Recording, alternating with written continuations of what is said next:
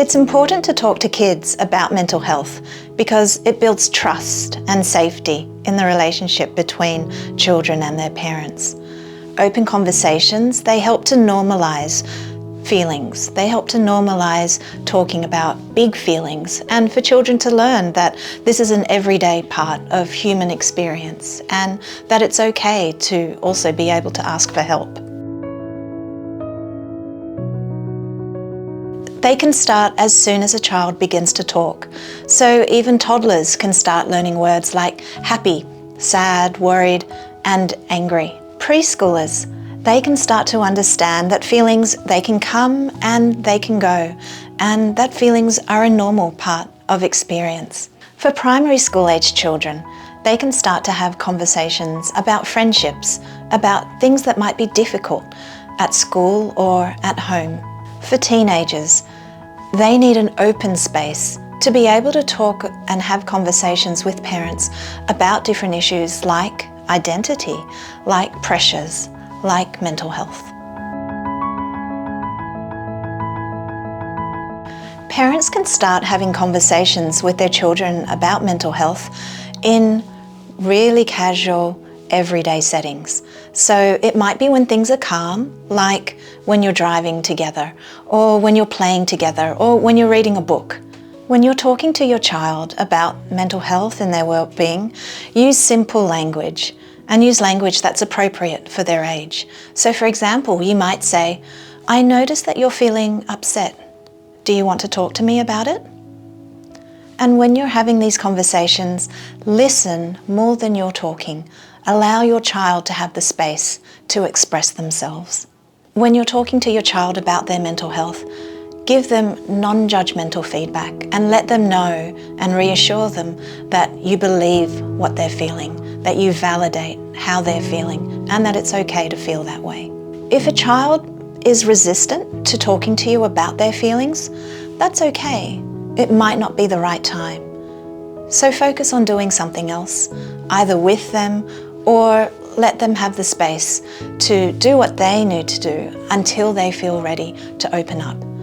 And it might be not just yourself. There might be trusted friends, there might be other trusted family members who they prefer to talk to about their feelings, and that's okay. Parents might recognise that there are times their child is struggling and may need a bit more support with their mental health. You might, as a parent, observe changes in your child's behaviour. So maybe they've become more withdrawn and less talkative. Maybe they're not really enjoying the things that they usually do. Maybe you're observing mood swings, so changing from one emotion to another quickly. You might also notice some physical differences in your child and some physical symptoms. So your child might start talking to you about experiencing headaches. Maybe they're not sleeping well. Maybe they have tummy aches.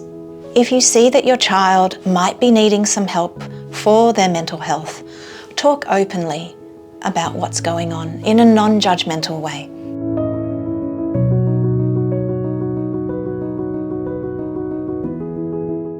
With toddlers, you can start with helping them name some simple feelings like happy, sad, worried, or angry. You can create comfort for them in different routines. So for example, they might find bath time really soothing, or jumping on the trampoline really helping to regulate big emotions. You can even start teaching them techniques like slow breathing, a relaxation technique using some fun imagery.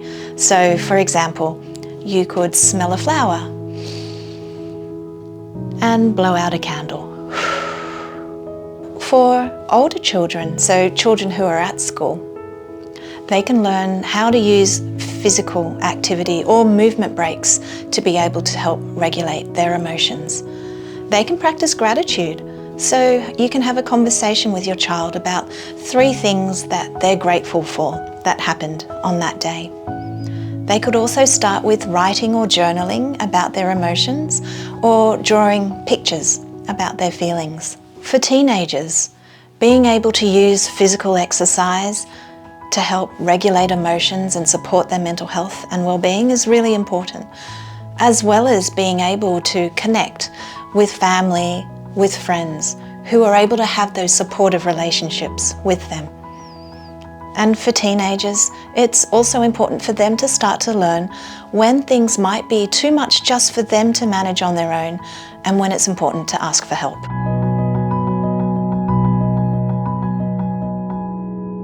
It's okay, you don't need to know all the answers.